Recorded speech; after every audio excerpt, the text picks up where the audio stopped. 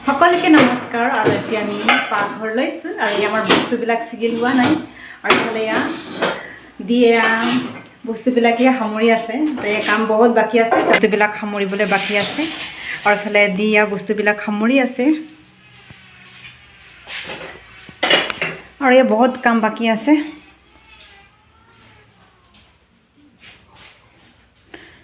বস্তুবিলাক সোমাবলৈ আছে তাই আমি দিয়া আৰু মই বস্তুবিলাক সামৰি আছোঁ ফালে আছে দেউতা আৰু দেউতা কামত ব্যস্ত হৈ আছে আৰু আজিৰ দিনটো ইমান গৰম আৰু আজি বহুত ৰ'দ দিছে কামত ব্যস্ত হৈ আছোঁ ঘৰৰ সামৰা কামত ব্যস্ত হৈ আছোঁ আৰু ফালে ভিতৰৰ ফালে বাও কামত পুৰা ব্যস্ত হৈ আছে তো বহুত কাম বাকী আছে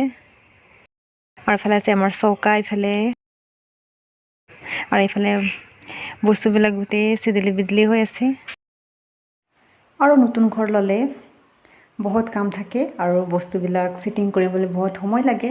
আৰু আমি কামবিলাক লাহে ধীৰে কৰি আছোঁ আৰু আপোনালোকে ভিডিঅ'টো শেষলৈকে চাব আৰু ভিডিঅ'টো লাইক কৰিব ছাবস্ক্ৰাইব কৰিব আৰু দুপৰীয়া চব্জি বনাবলৈ কাৰণে মই চব্জি কাটি আছোঁ আৰু মই দুপৰীয়াৰ কাৰণে ভিকুৰি গুটি চিঙি আনিলোঁ আৰু ভিকুৰি গুটি আৰু আলু ভাজি বনাম আৰু ইফালে আলু গুটি মিক্স কৰিম আৰু মই ভেকুৰী গুটি খাই বহুত ভাল পাওঁ আৰু আপোনালোকে কিমানে ভেকুৰী গুটি খাই ভাল পায় আৰু ভেকুৰী গুটি কি বুলি কয় আপোনালোকে কমেণ্ট কৰিব নিজৰ নিজৰ কামত ব্যস্ত হৈ আছোঁ যোনে যি পাৰে তাকে কৰিছোঁ আৰু সন্ধিয়া হ'বলৈ হৈছে আমাৰ কাম সোনকালে শেষ হ'ব লাগে আৰু তৰকাৰী কাটি ৰেডি হৈ গ'ল আৰু এতিয়া বনাম মই ভাজি আৰু